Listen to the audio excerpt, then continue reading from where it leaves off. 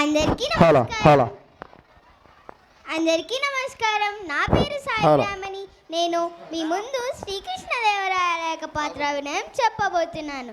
అహో దేవదేవా, విరూపాక్ష స్వామి, కోటి నమో వాకాలు. తండ్రి, నీ దివ్యమంగళ కన్నా కటాక్ష వీక్షలతో రూపొందిన ఈ సామ్రాజ్యం కళాకాలం కలకలలాడుతూ వర్ధిల్లుగాక. మహోన్నతాశయంతో హరిహరాయలు బృక్కరాయలు స్థాపించిన ఈ తెలుగు సామ్రాజ్యం శాఖోపశాఖలుగా విస్తరిల్లి మహా సామ్రాజ్యముగా వెలుగొందుగాక. పుంకారు వానలతో తడిసి మురిసిన ఈ భూమాత శ్యామలంతో ఈ ప్రజానికానికి ఆకలినేదే తెలియకుండా చేసింది అన్నపూర్ణాదేవి.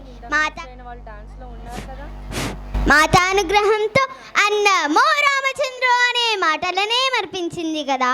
అంతా ఆ మాత అనుగ్రహం.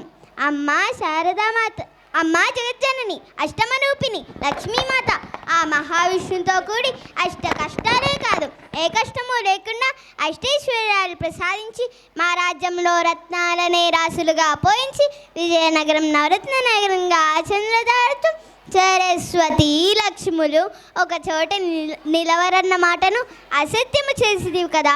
నీ కృప అపారము తల్లి. అమ్మా శారదామాత, నీ నేత్ర దేయ వీక్షణలతో మా సామ్రాజ్యంపై చల్లగా కురిపించావు తల్లి. అందుకే సంగీత సాహిత్యాలు మా సామ్రాజ్యంలో అనువనువునా విస్తరిల్లాయి. శిల్పకళ, చిత్రకళ, నాట్యకళ ఒక్కటేమిటి 64 కళలు మా సామ్రాజ్యంలో తాండవమాడుతున్నాయి. తిరుమల, కాళహస్తి మున్నగు ఆలయాల నిర్మాణంలోని శిల్ప వైచిత్రి 1000 ఏళ్ళు దాటినా అలాగే నిలిచి మా కీర్తిని దశ దిశల చాటుతున్నాయి కదా. ఆంధ్ర కవిత పితామహ అల్లసాని పెద్ద నాయుడు కవుల నుండి జాలువారిన మన చరిత్ర అది ప్రబంధ రాజకవి మండలికి వరువడి పెట్టుగాక.